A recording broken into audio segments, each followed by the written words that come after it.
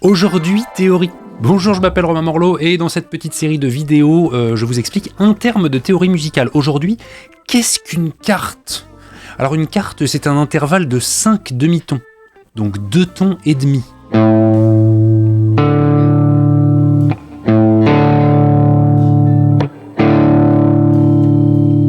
Donc 2 tons et demi, ça fait 5 cases sur votre guitare. Ça vous rappelle rien, 5 cases? 5 cases, c'est le truc qu'on fait régulièrement quand on s'accorde, regarde. Quand on fait ça, on fait... On s'accorde, on fait ça, on fait... Ça veut dire qu'entre une corde à vide et une autre corde à vide, il y a précisément une quarte. Et ça va être vachement utile sur notre guitare. Donc savoir qu'il y a une quarte qui sépare la plupart des cordes. Donc entre les cordes adjacentes, toutes les cordes adjacentes sont séparées par une quarte, sauf 2. Entre Mi et La, il y a une quarte. Entre La et Ré, il y a une quarte. Entre Ré et Sol, il y a une quarte. Et entre Si et Mi, il y a une quarte. Alors dans le monde des gammes, la quarte, elle est très très répandue. On la trouve, c'est la 3e note de notre gamme mineure pentatonique par exemple.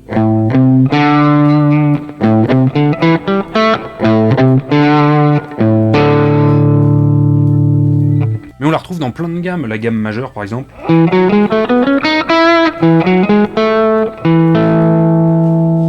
La gamme mineure.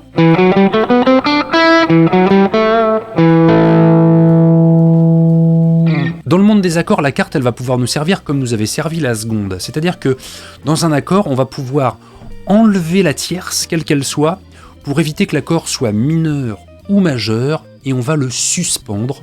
Donc en remplaçant la tierce par une quarte, on va faire un accord suspendu, un accord sus4. Donc notre accord sera ni mineur, ni majeur, mais il sera suspendu.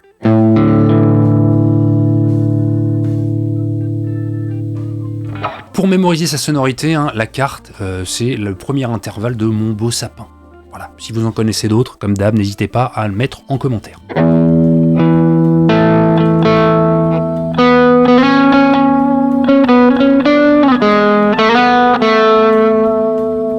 Alors quand on dit quarte, on sous-entend quarte juste, parce que la quarte, elle peut être augmentée, et c'est ce qu'on verra dans la vidéo prochaine.